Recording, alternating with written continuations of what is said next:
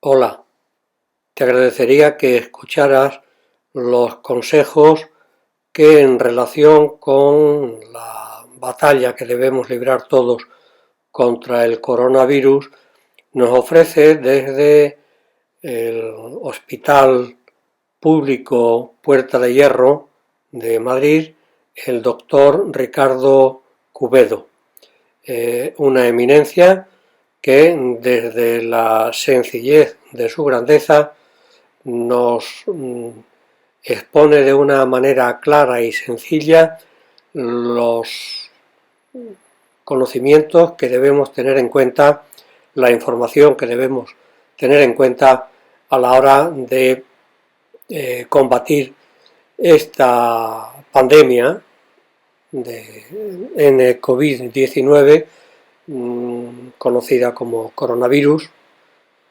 y haciéndole caso, pues nos mantengamos en casa y sepamos mejor, conociendo a nuestro enemigo, cómo combatirlo.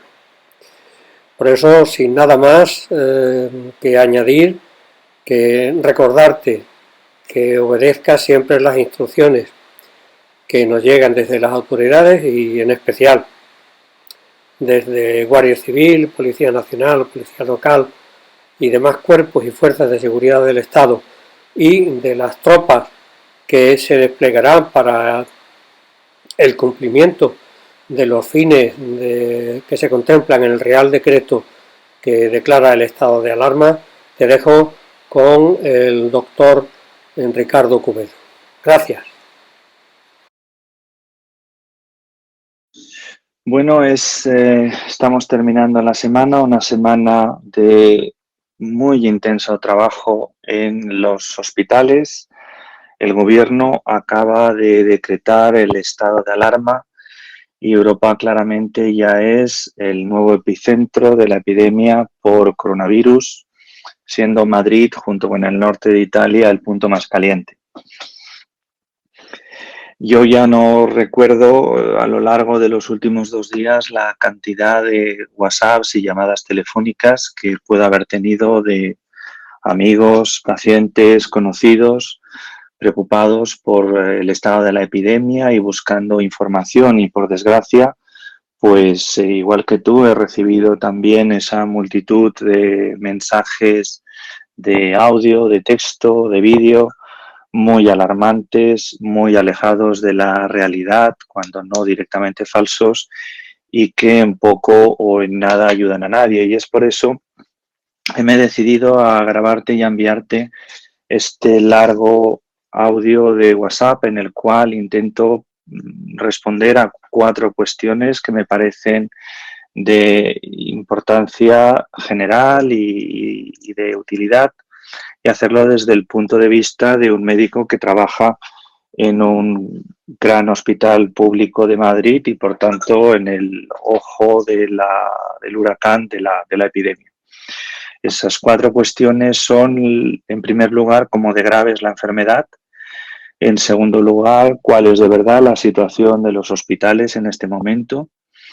En tercer lugar, qué puedo hacer para evitar el contagio. Y en quinto lugar, cómo sé si me he contagiado y qué debo hacer.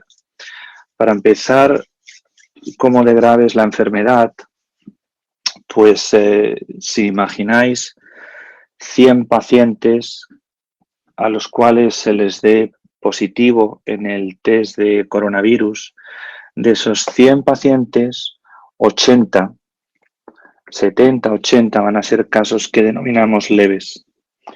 Casos leves son aquellos que cursan más o menos como una gripe vulgar y corriente, que se curan en un máximo de 2 semanas en casa, sin necesidad de tratamiento médico especial ni de atención médica específica. Y son la mayoría de los casos, 70, 80 de cada 100 de los que se han hecho un test y han dado positivo, lo que llamamos casos confirmados. El restante 20 son los casos que llamamos severos.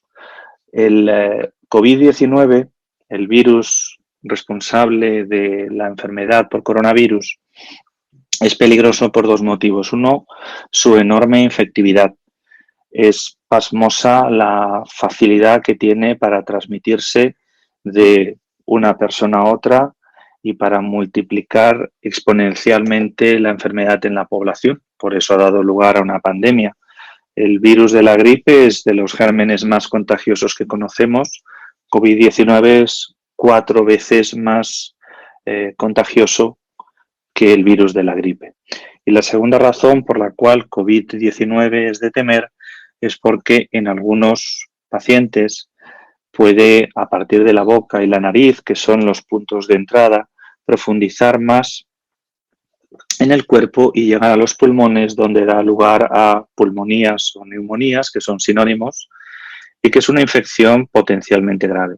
Y esa es la situación de esos 20 de cada 100 pacientes que dan positivo, que por regla general, además de fiebre y tos, tienen dificultad respiratoria, que acuden al hospital, que les hacemos radiografías, que comprobamos que tienen pulmonías con criterios de gravedad y que decidimos ingresarlos.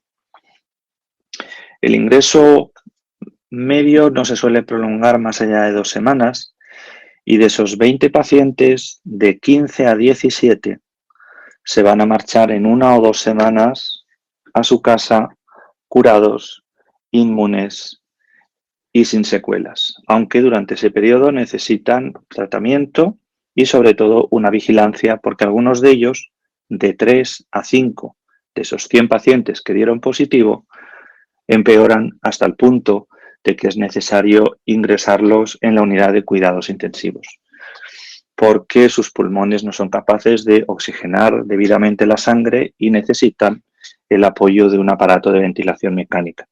Los pacientes que ingresan en la UBI, que son como mucho 5 de cada 100 que han dado positivos, son pacientes realmente graves y tienen una mortalidad muy elevada del 25 al 50%. Así, el panorama general es de 100 pacientes, 70-80 con infección leve, 20 que ingresan, de los cuales 5 llegan a una situación realmente de extrema gravedad. Pero estamos hablando de los pacientes confirmados, es decir, de aquellos que han estado suficientemente enfermos como para acudir al médico o acudir a urgencias, porque hay muchísimos más que o bien son asintomáticos o bien tienen tan pocos síntomas que ni siquiera acuden al médico. Efectivamente, muchas personas se pueden infectar por el virus y ni siquiera saberlo. Simplemente su inmunidad se va a encargar de terminar con el virus sin ni siquiera saber que han sido contagiados. Ese es el caso típico de los niños. Se ha dicho que los niños no contraen la enfermedad. Sí la contraen, los niños se infectan, igual que los adultos. Es más, son una fuente muy importante de contagio. Lo que no hacen es desarrollar síntomas. Y luego muchos adultos jóvenes sanos simplemente cursan pues con fiebre, con febrícula que no llega ni siquiera a 37, con molestias faríngeas y que no llegan ni a consultar. Es decir, a esos 70, 80 de cada 100 pacientes que han dado positivos y que son realmente casos leves, tenemos que sumar un número desconocido, pero probablemente muy grande, de pacientes asintomáticos o con muy poquitos síntomas. Así pues, por resumir el primer punto, aunque es una enfermedad potencialmente grave, que en algunos casos necesita ingreso y que en algunos casos puede ocasionar la muerte, la inmensa mayoría de los casos cursa de una manera autolimitada y poco grave, bastante banal.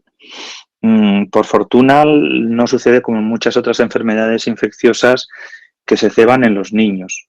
Esta enfermedad realmente, los casos más graves y los casos con mortalidad suelen ser de personas mayores y de personas previamente enfermas. Si la mortalidad general en personas de hasta 50 años no llega al 1,5%, en cambio por encima de 80 años alcanza el 15%. Y en personas perfectamente sanas también es inferior al 1%, mientras que en personas con enfermedades cardiovasculares crónicas puede llegar hasta el 10%. En suma, la enfermedad por el coronavirus puede ser en algunos casos graves, pero en la mayoría de los casos una persona que se vea infectada puede aspirar con una probabilidad muy alta a superar la enfermedad sin problemas. En cuanto al segundo punto, ¿cómo es la situación en el hospital en este momento? Os estoy hablando desde Madrid, que es la peor zona de Europa ahora mismo, junto con el norte de Italia, y a fecha 13 de marzo. Esto puede variar mucho en los próximos días, pero a fecha de 13 de marzo los hospitales no están ni colapsados, ni desabastecidos, ni hay caos en ellos. Al contrario, se ha trabajado muy intensamente durante la última semana. Se han creado circuitos nuevos para atender a todos los pacientes que llegan. Se han suspendido todas las cirugías no esenciales. Se han suspendido todas las pruebas diagnósticas y las revisiones no esenciales. Se han liberado plantas enteras de camas para absorber a los pacientes que están llegando. Disponemos aproximadamente de un 50% de capacidad libre de respiradores y de plazas en las unidades de cuidado intensivos, que es un poco el cuello de botella y es lo que más tememos que se nos termine. Y estamos reclutando nuevos respiradores y nuevas plazas de UCI en las unidades de recuperación posquirúrgica, que van a estar vacías porque se han suspendido todas las intervenciones que no son urgentes, plazas también de unidad de cuidados intensivos en hospitales privados, y todavía contaríamos con los recursos de los hospitales de campaña del ejército. Así pues, no sabemos lo que está por venir, pero ahora mismo tenemos capacidad para absorber muchísimos pacientes, no solamente de COVID-19, sino pacientes que vengan por otras cosas. La sanidad en el norte de Italia se ha colapsado prácticamente y un paciente que sufría un accidente de tráfico o un infarto de miocardio o necesitaba una cirugía urgente lo tenía muy complicado porque quizá no se le podía atender. Eso en absoluto sucede en España en este momento y os estoy hablando desde lo peor de lo peor, que es Madrid. Los profesionales sanitarios en los hospitales estamos perfectamente informados, estamos bien organizados y estamos muy motivados. Es digno de verse cuando en una reunión de los montones que se organizan todos los días se piden voluntarios para bajar a la urgencia, a la primera línea, el lugar más arriesgado donde contagiarse, y todas las manos de la sala se alzan. Y hay muchos más voluntarios que puestos que sean necesarios.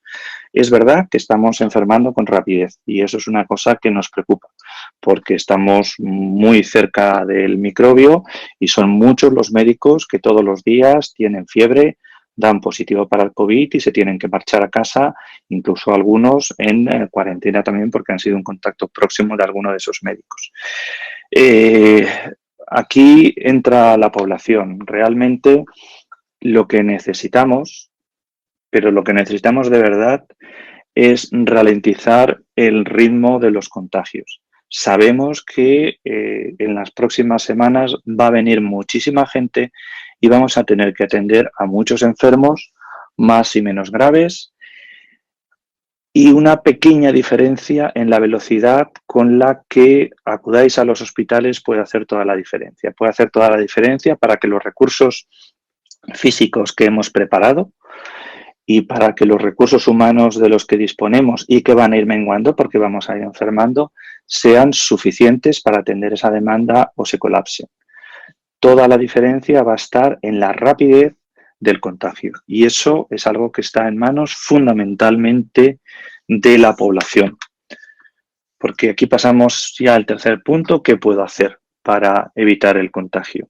Bien, pues en este momento lo más importante, pero es de una importancia capital y es el punto más relevante de este largo mensaje, y yo no puedo insistir suficiente en ello, es el aislamiento social.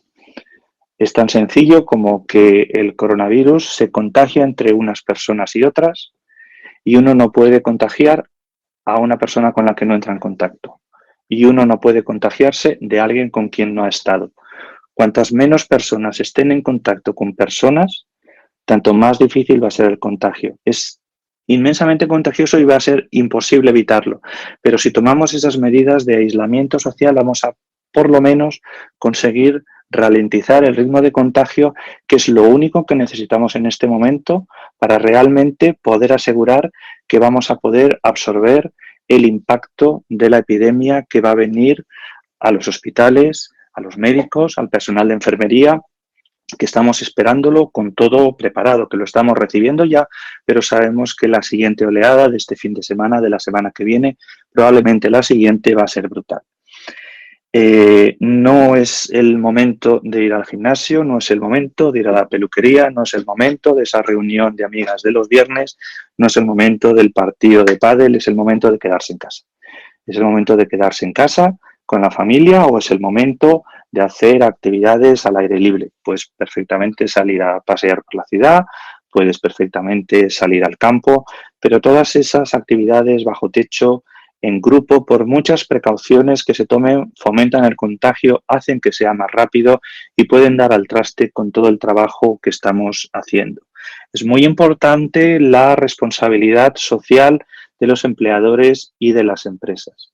Tienen que fomentar de una manera muy, muy decidida el teletrabajo. Sé que son medidas duras, pero quien tenga un negocio y lo pueda cerrar, es una responsabilidad social cerrar ese negocio y hacer toda la actividad que pueda online o asumir el sufrimiento económico que ello le va a ocasionar, porque todos tenemos que sufrir. Las empresas que puedan hacer teletrabajo lo tienen que hacer o incluso directamente suspender la actividad durante algunas semanas si no es una actividad esencial. Los niños también son de grandísima importancia. Los niños son una fuente muy principal de contagio. A los niños se les ha cerrado los colegios, no porque para que vayan a jugar al parque de bolas con otros niños, no para que vayan a casa del vecino o de los amigos, no para que vayan a visitar a los primos o no para que vayan a juntarse en el parque y a contaminarse de igual manera. Se ha suspendido los colegios para que los niños estén fundamentalmente en casa o haciendo actividades al aire libre con sus padres de bajo riesgo de contagio. Y en la medida de lo posible, separarlos de los enfermos crónicos, de los ancianos, que son las personas más vulnerables en este momento. Así que quiero resumir este punto porque quiero insistir mucho en ello. Por favor, durante las próximas semanas es lo que os estamos pidiendo los profesionales sanitarios, quedaros en casa o hacer actividades no sociales al aire libre, minimizar al máximo el contacto con cualquier otra persona que no sea pues la familia estricta para ralentizar el ritmo de contagio y ser muy cuidadosos con la higiene de las manos, porque es la segunda medida que también puede ralentizar de manera eficaz el ritmo de los contagios. Hay que lavarse las manos siempre que uno llega a casa, pero lo primero es abre la puerta, se cierra de un taconazo, no se toca nada y se va uno directo al cuarto de baño a lavarse las manos. Y lo mismo cada 2 horas, cada hora, cada 2 horas y media, cuando uno esté por la calle, cuando uno esté en el trabajo, con alcohol higienizante o con agua y jabón, da exactamente lo mismo. Sed siempre conscientes de los objetos que tocan vuestras manos. Pensad siempre si lo que tocáis es algo que tocan los demás. Los volantes de los coches compartidos, los grifos, los pomos de las puertas, la tapa de la basura del cubo comunitario, por supuesto los pasamanos, los asideros de los transportes públicos. Imaginad que están teñidos de rojo, que ese rojo es el virus, y visualizad cómo vuestras manos se manchan de rojo al tocarlos. Sed siempre conscientes de esa contaminación y poned medidas preventivas. Si podéis evitar tocar esas cosas, te sientas en la silla sin tocar los apoyabrazos. Si no puedes evitarlo, utilizas un Kleenex que luego desechas o el codo para abrir la puerta o un bolígrafo para presionar el botón del ascensor. Esas medidas de higiene de las manos, de evitar el contacto con lo que todo el mundo toca y sobre todo del aislamiento social es una responsabilidad de todos y cada uno de los ciudadanos que va a conseguir ralentizar la epidemia para que los médicos y el personal sanitario podamos hacernos cargo del brote epidémico.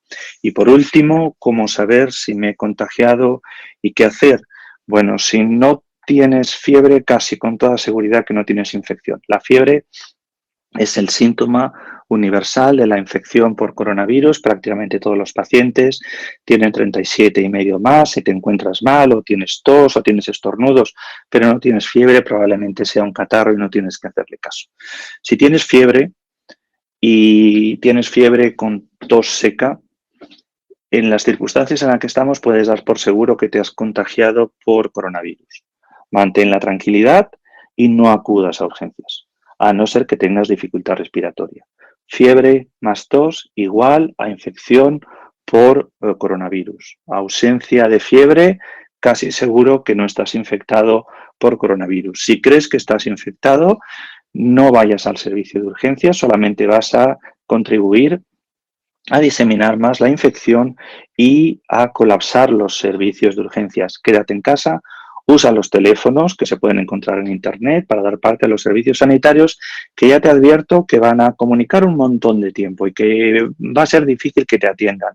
Están haciendo una labor titánica y no se puede pedir más de realmente de lo que se está haciendo. Realmente lo que te van a decir es exactamente esto, que te quedes en casa, a dejar que pase la infección. Evidentemente, redobla tus esfuerzos para aislarte de las personas que estén cercanas, aunque seguramente tu familia probablemente se haya contagiado ya porque durante el periodo de incubación uno es contagioso, pero si empiezas a tener fiebre, separa todos tus objetos, busca una habitación para ti solo, ponte siempre una mascarilla, lleva cuidado con todo lo que tocas. Y si en algún momento desarrollas dificultad respiratoria, tienes la sensación de que el aire no te entra, que la respiración es pesada o que te falta la respiración cuando haces algo, por ejemplo, como ducharte, moverte con rapidez, ese es el momento de no perder la calma, pero ir a un servicio de urgencias y si todo funciona bien y cada uno cumple lo que estamos diciendo, te vamos a poder atender con toda seguridad. Es la enfermedad mejor y más rápidamente conocida de la historia de la medicina. Solamente como término de comparación, recordad que el SIDA, la última gran pandemia, tardamos 2 años en solamente identificar el virus, solamente saber que lo estaba causando. En el caso de coronavirus, a las pocas semanas habíamos identificado el germen. Su genoma se había distribuido por todos los centros de investigación del mundo, los test diagnósticos se habían puesto a punto, la sanidad china ha hecho un trabajo extraordinario de información, gracias a ellos sabemos muchísimo del virus y estamos en mucha mejor situación para luchar contra ello. Prácticamente desde el primer mes estaban en marcha ensayos clínicos que están bastante avanzados, que están ensayando distintos fármacos, distintos antivíricos, solos en combinación, para tratar de encontrar un tratamiento que mejore las expectativas de los pacientes graves y la vacuna seguramente va a ser la vacuna de más rápido desarrollo de la historia de la humanidad y antes de un año la tendremos a disposición por si existe otro brote. En cualquier caso, todos podemos hacer algo, hay que evitar el pánico, hay que evitar el colapso del sistema sanitario y nos hemos de comportar de una manera que nos permita vencer esta epidemia y cuando pase, que seguro que va a pasar, sentirnos orgullosos de la manera en la que todos nos hemos comportado.